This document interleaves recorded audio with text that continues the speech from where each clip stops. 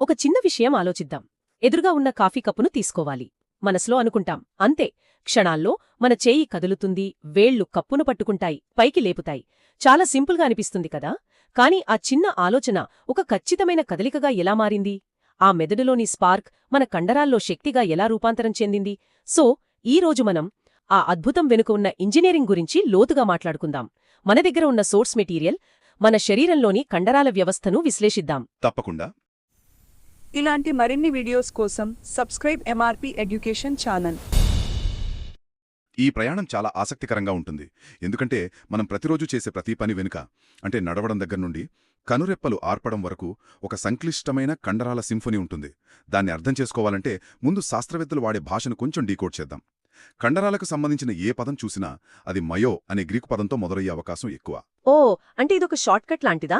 మయో కనిపిస్తే అది కండరాలకు సంబంధించింది అని గుర్తుపెట్టుకోవచ్చా? ఖచ్చితంగా. ఉదాహరణకు మయాలజీ అంటే కండరాల నిర్మాణం గురించిన అధ్యయనం. మయాలజీ, సరే. అలాగే కైనెసాలజీ, అది కండరాల కదలికల అధ్యయనం. ఇక మయోపతి అంటే కండరాలకు వచ్చే వ్యాధులు కదా. ఎగ్జాక్ట్లీ. చూడండి, ఒకే ఒక చిన్న పదం తెలిస్తే 3 క్లిష్టమైన పదాల అర్థాలు ఎంత సులువుగా తెలిసిపోయాయో. చాలా బావుంది. సరే, ఇప్పుడు కండరం లోపలికి వెళ్దాం. దాని నిర్మాణం ఎలా ఉంటుంది? దాని బేసిక్ బిల్డింగ్ బ్లాక్ ఏమిటి? ప్రతి కండరం వేల కొద్ది చిన్న చిన్న యూనిట్లతో తయారవుతుంది. దాని నిర్మాణాత్మక క్రియాత్మక ప్రమాణాన్ని సార్కోమియర్ అంటారు. కండరఖండితం అని కూడా అనొచ్చు. సార్కోమియర్. అవును. దీనొక రైలు పెట్టెలా ఊహించుకోండి.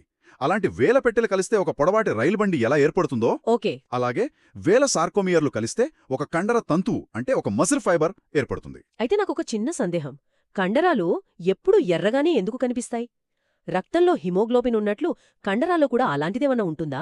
సరిగ్గా పాయింట్ పట్టుకున్నారు. కండరాల్లో మయోగ్లోబిన్ అనే వర్ణకముంటుంది. ఇది హిమోగ్లోబిన్కు ఒక రకంగా కజిన్ లాంటిది. మయోగ్లోబిన్. అవును. దీని పనేంటంటే కండర కణాలలో ఆక్సిజన్ను నిల్వ ఉంచడం. మనం కష్టపడి వ్యాయామం చేస్తున్నప్పుడు మన కండరాలకు అదనపు ఆక్సిజన్ అవసరమవుతుంది కదా. అవును అవును. అప్పుడు ఈ మయోగ్లోబిన్ ఒక చిన్న ఎమర్జెన్సీ ఆక్సిజన్ ట్యాంక్ లాగా పనిచేసి ఆక్సిజన్ను రిలీజ్ చేస్తుంది. కండరాల్లో ఈ మయోగ్లోబిన్ ఎంత ఎక్కువగా ఉంటే అవి అంత ఎర్రగా కనిపిస్తాయి. వావ్! అంటే మన శరీరంలోని ప్రతి కండరం ఒక ప్రత్యేకమైన పనికోసం స్పెషల్గా డిజైన్ చేయబడి ఉంటుందన్నమాట. కొన్ని శక్తి కోసం, కొన్ని వేగం కోసం. అవును. ఇది పవర్ వర్సెస్ ప్రెసిషన్ లాంటిది. ఉదాహరణకు మన పెరుదుల కండరం గ్లూటియస్ మ్యాక్సిమస్, అది శరీరంలో అతి పెద్ద కండరం. ఓ, అదొక పవర్ హౌస్ లాంటిది. మనం నిలబడటానికి, నడవటానికి, మెట్లెక్కడానికి కావలసిన శక్తిని అదే ఇస్తుంది. అలాగే తొడభాగంలో ఉండే సార్టోరియస్ శరీరంలో అతి పొడమైన కండరం. మరి దీనికి పూర్తి వ్యతిరేకంగా ప్రిసిషన్ అంటే ఖచ్చితత్వం కోసం పనిచేసే కండరాలు ఏవి? నాకెందుకో అవి చాలా చిన్నవిగా ఉంటాయని అనిపిస్తోంది. మీ ఊహ కరెక్టే. మన శరీరంలో అతి చిన్న కండరం ఎక్కడుంటుందో ఊహించగలరా? వేళ్లలో కాదు, చెవి లోపల ఉంటుంది. దాని పేరు స్టెపిడియస్. దాని పొడవు కేవలం 1 మిల్లీమీటర్. ఒక నిమిషం. చెవిలోపల కండరం ఎందుకుంటుంది? అక్కడ దాని పనేంటి? అద్భుతమైన ప్రశ్న. మనం పెద్ద పెద్ద శబ్దాలు విన్నప్పుడు, ఉదాహరణకు ఒక లౌడ్ స్పీకర్ దగ్గర నిలబడితే, ఆ శబ్ద తరంగాలు మన చెవిలోని సున్నితమైన భాగాలను పాడుచేయకుండా ఈ స్టెపిడియస్ కండరం సంకోచిస్తుంది. అంటే అది ఆ శబ్ద తీవ్రతను తగ్గిస్తుంది. ఇది మన చెవికున్న ఒక ఇన్బిల్ట్ వాల్యూమ్ కంట్రోల్ సిస్టమ్ లాంటిది. నమ్మశక్యంగా లేదు. అంటే ఒకచోట భారీ శక్తి కోసం పెద్ద కండరం, మరోచోట సున్నితమైన రక్షణ కోసం అతి చిన్న కండరం. మన శరీరం అవసరాన్ని బట్టి వనరులను ఎంత అద్భుతంగా కేటాయించిందో కదా. నిజమే. మరి మన శరీరంలో అతి బలమైన కండరమేది? చాలామంది బైసెప్స్ అనుకుంటారు. చాలామంది అలాగే అనుకుంటారు. కానీ నిజానికి మన దవడ కండరం మసెటర్ అత్యంత బలమైనది. దవడ కండరమా? అవును. మనం గట్టి వస్తువులను కొరకడానికి ఉపయోగించే శక్తి అంతా ఇక్కడ్నుండే వస్తుంది. ఆహారాన్ని సరిగ్గా నమలడం జీర్ణక్రియలో మొదటి అడుగు. ఆ ముఖ్యమైన పనిని ఈ కండరం ఎంతో సమర్థవంతంగా చేస్తుంది. అంటే కండరాలు చేసే పనులను బట్టి వాటి నిర్మాణంలో, పనితీరులో కూడా తేడాలుంటాయన్నమాట. ఇవి ప్రధానంగా ఎన్ని రకాలుగా ఉంటాయి? ప్రధానంగా 3 రకాలు. మొదటివి అస్థికండరాలు, అంటే స్కెలెటల్ మసిల్స్. వీటిని మనం మన ఇష్టానుసారం కదిలించగలం కాబట్టి వీటిని నియంత్రిత కండరాలు లేదా వాలంటరీ మజిల్స్ అని కూడా అంటారు. అంటే మనం కంట్రోల్ చేయగలిగేవి. చేతులు, కాళ్ళు. కరెక్ట్. ఇవి ఎముకలకు అతుక్కొని ఉండి మన చేతులు, కాళ్ళు, తల వంటి భాగాలను కదిలించడానికి సహాయపడతాయి. మనం మాట్లాడటానికి, నవ్వడానికి, రాయడానికి ఉపయోగించేవి ఇవే. సరే, రెండో రకం. అవి మన నియంత్రణలో ఉండవని అనుకుంటున్నాను. కరెక్ట్. రెండవవి నునుపు కండరాలు, అంటే స్మూత్ మసిల్స్. వీటిని అనియంత్రిత కండరాలు అంటారు. ఇవి మన ప్రమేయం లేకుండా వాటికవే పనిచేస్తాయి. ఉదాహరణకు మన జీర్ణాశయం, ప్రేగులు, రక్తనాళాల గోడలలో ఈ కండరాలు ఉంటాయి. మనం తిన్న ఆహారం జీర్ణమవ్వాలన్నా, రక్తపోటు కంట్రోల్లో ఉండాలన్నా వీటి పనితీరు చాలా ముఖ్యం. అంటే మనం వాటి గురించి ఆలోచించకపోయినా అవి తమ పనిని తాము చేసుకుంటూ పోతాయి. అవును. ఇక మూడవది, బహుశా అన్నింటికన్నా ప్రత్యేకమైనది అనుకుంటా, గుండె కండరాలు కదా. అవును, హృదయ కండరాలు, కార్డియాక్ మసిల్స్. ఇవి కేవలం గుండెలో మాత్రమే ఉంటాయి. ఇక్కడే ఒక ఆసక్తికరమైన విషయం ఉంది. ఏంటది? నిర్మాణం పరంగా చూస్తే ఇవి అస్థి కండరాల వలె చారలను కలిగి ఉంటాయి. అంటే అవి చాలా బలంగా సంకోచించగలవు. కానీ పనితీరులో మాత్రం నునుపు కండరాల వలె అనియంత్రితంగా పనిచేస్తాయి. ఓ, అంటే గుండె కండరానికి 2 రకాల కండరాల లక్షణాలున్నాయన్నమాట, ఒక హైబ్రిడ్ లాగా. ఖచ్చితంగా. ఇదొక బయోలాజికల్ ఇంజనీరింగ్ అద్భుతం. అన్నిటికన్నా ముఖ్యమైన విషయం, ఈ కండరాలు ఎప్పటికీ అలసిపోవు. ఎప్పటికీ అలసిపోవా? అవును. మనం పుట్టిన క్షణము నుండి చనిపోయే వరకు ఒక్క క్షణం కూడా విశ్రాంతి తీసుకోకుండా పనిచేస్తూనే ఉంటాయి. ఈ ప్రత్యేక లక్షణం వల్లే మన గుండె నిరంతరం రక్తాన్ని పంప్ చేయగలుగుతుంది. మనం కండరాలు సంకోచిస్తాయని పదే పదే అంటున్నాం. అసలు ఆ ప్రక్రియ ఎలా జరుగుతుంది? దాని వెనక ఉన్న మెకానిజం ఏమిటి? దీన్ని వివరించే సిద్ధాంతాన్ని స్లైడింగ్ ఫిలమెంట్ థియరీ అంటారు. దీని హక్స్లే, హాన్సన్ అనే శాస్త్రవేత్తలు ప్రతిపాదించారు. Sliding filament theory. అవును. దీన్ని సులభంగా అర్థం చేసుకోవాలంటే 2 దువ్వెనల పళ్లను ఒకదానిలోకి ఒకటి జొనిపినట్లు ఊహించుకోండి. కండర తంతువులలో కూడా యాక్టిన్, మయోసిన్ అనే 2 రకాల ప్రోటీన్ ఫిలమెంట్లు ఇలాగే ఉంటాయి. ఆగండి. అంటే నా కండరం లోపల లక్షల కొద్దీ చిన్న చిన్న ప్రోటీన్ పోగులు ఒకదానినొకటి లాగుతూ ఒక మైక్రోస్కోపిక్ టగఫార్ ఆడుతున్నాయన్నమాట. ఈ పెన్నును పైకి లేపడానికి ఇంత జరుగుతోందా? దీనికి విపరీతమైన శక్తి అవసరం కదా. అవును, చాలా శక్తి అవసరం. మెదడు నుండి సంకేతం వచ్చిన వెంటనే కాల్షియం అయాన్లు ఒక స్విచ్ లాగా పనిచేసి ఈ ప్రక్రియను ప్రారంభిస్తాయి. అప్పుడు మయోసిన్ ఫిలమెంట్లు యాక్టిన్ ఫిలమెంట్లను తమ వైపుకు లాగుతాయి. అంటే అవి ఒకదానిపై ఒకటి జారుతాయి. కరెక్ట్.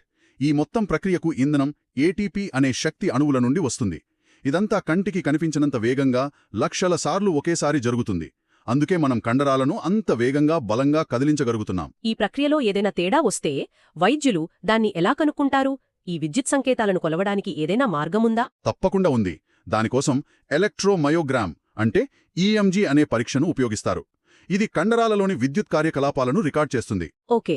నరాల నుండి కండరాలకు సంకేతాలు సరిగ్గా అందుతున్నాయా లేదా, కండరాలు ఎందుకు బలహీనంగా ఉన్నాయి వంటి విషయాలను నిర్ధారించడానికి వైద్యులకు ఈ పరీక్ష చాలా సహాయపడుతుంది.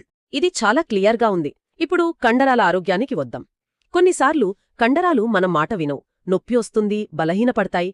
దీనికి కారణమయ్యే కొన్ని సాధారణ సమస్యలు, వ్యాధులు ఏమిటి? అనేక కారణాలున్నాయి. ఉదాహరణకు ధనుర్వాతం అంటే టిటానస్. ఇది క్లాస్ట్రీడియం టెటానీ అనే బ్యాక్టీరియా వల్ల వచ్చే ఇన్ఫెక్షన్. ఓ అవును. దీనివల్ల కండరాలు, ముఖ్యంగా జవడ కండరాలు అనియంత్రితంగా బిగుసుకుపోతాయి. అందుకే దీన్ని లాక్ జా అని కూడా పిలుస్తారు. ఇది పూర్తిగా బాహ్య కారణం వల్ల వస్తుంది. మరి మనం వ్యాయామం చేసినప్పుడు వచ్చే నొప్పు అదొక సాధారణ అనుభవం కదా. మెట్లు దిగాలంటేనే నరకంలా అనిపించే ఆ నొప్పికి కారణమేమిటి? ఆ అనుభవం మనందరికీ ఉంది. దానిని కండరాల అలసట అంటే మజిల్ ఫటీగ్ అంటాం. మనం తీవ్రంగా శ్రమించినప్పుడు కండరాలకు తగినంత ఆక్సిజన్ అందదు. అప్పుడు అవి శక్తి కోసం వాయురహిత శ్వాసక్రియ జరిపి లాక్టిక్ ఆమ్లాన్ని ఉత్పత్తి చేస్తాయి. ఈ ఆమ్లం కండరాల్లో పేరుకుపోవడం వల్లే మనకు ఆ మంట, నొప్పి, అలసట కలుగుతాయి. ఇది టెంపరరీయే కదా? అవును, సాధారణంగా తాత్కాలికమే. విశ్రాంతి తీసుకుంటే తగ్గిపోతోంది. ఇది మన శరీరంలోని జీవక్రియకు సంబంధించిన సమస్య. ఇవి కాకుండా కొన్ని దీర్ఘకాలిక తీవ్రమైన వ్యాధులు కూడా ఉంటాయి కదా? అవును, దురదృష్టవశాత్తు ఉన్నాయి. మస్కులర్ డిస్ట్రోఫీ అనేది ఒక జన్యుపరమైన వ్యాధి. దీనివల్ల కండరాలు క్రమంగా బలహీనపడి క్షీణిస్తాయి. ఓ. మరొకటి మయాస్థీనియా గ్రేవిస్. ఇది ఒక ఆటోఇమ్యూన్ వ్యాధి. అంటే మన రోగనిరోధక వ్యవస్థ పొరపాటున నరాలకి, కండరాలకి మధ్య ఉన్న కమ్యూనికేషన్ పాయింట్లపై దాడి చేస్తోంది. అంటే మన సిస్టమే మనకు శత్రువవుతుందన్నమాట? ఒక రకంగా అంతే. దీనివల్ల సంకేతాలు సరిగ్గా అందక తీవ్రమైన కండరాల బలహీనత వస్తోంది. అంటే కండరాల సమస్యలకు ఒక్కటే కారణం ఉండదు. బ్యాక్టీరియల్ ఇన్ఫెక్షన్, జీవక్రియ సమస్య, జన్యుల్లోపం, రోగనిరోధక వ్యవస్థ పొరపాటు, ఇలా అనేక రకాలుగా రావచ్చనమాట. చేయడమే కాదు, మన మొత్తం ఆరోగ్యాన్ని కాపాడుకోవడం కూడా. మరి మనం మొత్తం శారీరక ఆరోగ్యాన్ని, ముఖ్యంగా కండరాలపై పడే భారాన్ని అంచనా వేయడానికి ఏదైనా సులభమైన మార్గముందా? ఒక ప్రాథమిక సూచికగా బాడీ మాస్ ఇండెక్స్ అంటే బిఎంఐని ఉపయోగిస్తారు. దీనిని క్వెట్లెట్ ఇండెక్స్ అని కూడా అంటారు. బిఎంఐ విన్నాను. ఇది కేవలం బరువు గురించి మాత్రమే కాదు, మీ కండరాల వ్యవస్థ రోజూ మోయాల్సిన భారం గురించి ఒక అంచనా ఇస్తుంది. దీన్ని కిలోగ్రాములలో బరువును మీటర్లలో ఎత్తు యొక్క వర్గంతో భాగించడం ద్వారా లెక్కిస్తారు. అంటే ఫార్ములా బరువు కేజీలో బై ఎత్తు m²లో. కరెక్ట్. అంటే బిఎంఐ ఎక్కువగా ఉంటే మనం నిలబడినప్పుడు లేదా నడుస్తున్నప్పుడు మన కండరాలు కీళ్లపై ఎక్కువ భారం పడుతుందని అర్థం చేసుకోవచ్చా? ఖచ్చితంగా. బిఎంఐ 25 దాటితే అధిక బరువు, 30 దాటితే ఊబకాయంగా పరిగణిస్తారు. అధిక బరువు అంటే మన అస్థిపంజర వ్యవస్థపై నిరంతరం ఒక అదనపు లోడున్నట్లే. ఇది దీర్ఘకాలంలో కండరాల అలసటకు, కీళ్ల సమస్యలకు దారితీయవచ్చు. అందుకే ఆరోగ్యకరమైన బరువును నిర్వహించడం చాలా ముఖ్యం. అవును, కండరాల ఆరోగ్యాన్ని కాపాడుకోవడంలో అదొక ముఖ్యమైన భాగం. మొత్తానికి ఈరోజు మనం ఒక చిన్న ఆలోచన నుండి మొదలుపెట్టి అది కదలికగా మారే ప్రయాణంలో కండరాల పాత్రను అడుగడుగునా చూశాం. వాటి నిర్మాణం, రకాలు, అవి పనిచేసే అద్భుతమైన విధానం, వాటి ఆరోగ్యం, ఇలా ఎన్నో విషయాలు అర్థమయ్యాయి. ఈ చర్చను ముగించే ముందు శ్రోతల కోసం ఒక ఆలోచనను వదిలివెళ్తాను. తప్పకుండా. శారీరక శ్రమ వల్ల కలిగే కండరాల అలసట గురించి, అంటే లాక్టిక్ ఆమ్లం గురించి మనం మాట్లాడుకున్నాం. కానీ మానసిక అలసట మన కండరాల పనితీరును ఎలా ప్రభావితం చేస్తుంది? ఆసక్తికరంగా ఉంది. ఒక్కోసారి రోజంతా ఆఫీసులో కుర్చీలో కూర్చొని మానసికంగా పూర్తిగా అలిసిపోయినప్పుడు శారీరకంగా ఏ పని చేయకపోయినా మనకు నీరసంగా, బలహీనంగా ఎందుకనిపిస్తుంది? నిజమే. మన కండరాలలో లాక్టిక్ ఆమ్లం లేనప్పటికీ శారీరకంగా కదలడానికి కూడా శక్తి లేనట్లు ఎందుకు ఫీలవుతాము? ఈ మెదడు, కండరాల మధ్య ఉన్న సంక్లిష్టమైన సంబంధం గురించి ఆలోచించడం చాలా ఆసక్తికరంగా ఉంటుంది. బహుశా అలసట అనేది కేవలం కండరాలకు మాత్రమే సంబంధించిన విషయం కాదోమో?